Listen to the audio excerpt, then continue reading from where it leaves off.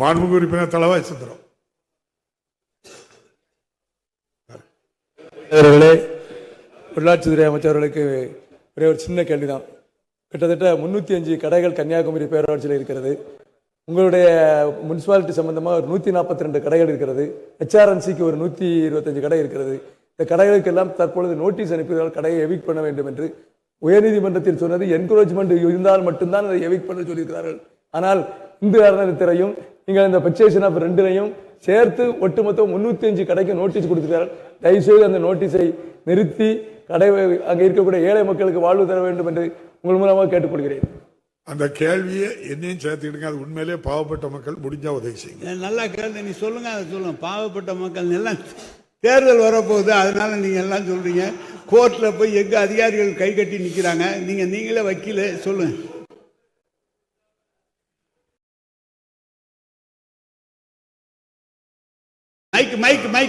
Mic கொடுங்க. தளவாய் சுந்தரத்துக்கு இந்த இடம் வந்து HRNC சொந்தமான இடம்.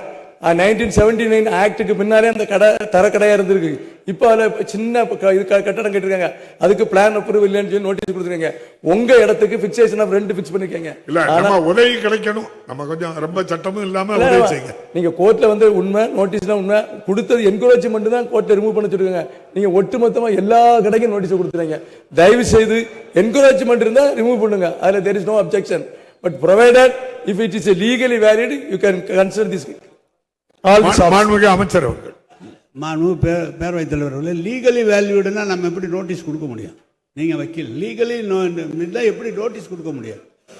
முடிஞ்ச அளவுக்கு ஐயா மாண்புமிகு உறுப்பினர் அவர்கள், நீங்கள் சொல்வதை நான் அதிகாரிகளோடு கலந்து பேசி எப்படி பாதிக்காத அளவுக்கு நிச்சயமாக செய்யலாம். அது அறநிலையத்துறை அமைச்சரும் இங்கே இருக்கிறார், அதனால் பிரச்சனை இல்லை. எந்த அளவு அந்த சிறு வியாபாரிகள் பாதிக்காத அளவுக்கு நடவடிக்கை இருக்கும் என்பதை தெரிந்து கொள்ள கீழ்கண்ட கேபிள் மற்றும் DTH நெட்வொர்க்குகளில் எம்நாடு செய்தி தொலைக்காட்சியை காணுங்கள். பாதகம் செய்பவரை கண்டால் நாம் பயம் கொள்ளலாகாது பாப்பா. மோதி மிதித்து விடு பாப்பா, அவர் முகத்தில் உமிழ்ந்து விடு பாப்பா. அண்மை செய்திகளை உடனுக்குடன் தெரிந்து கொள்ள இணைந்திருங்கள் எம்நாடு தொலைக்காட்சியுடன்.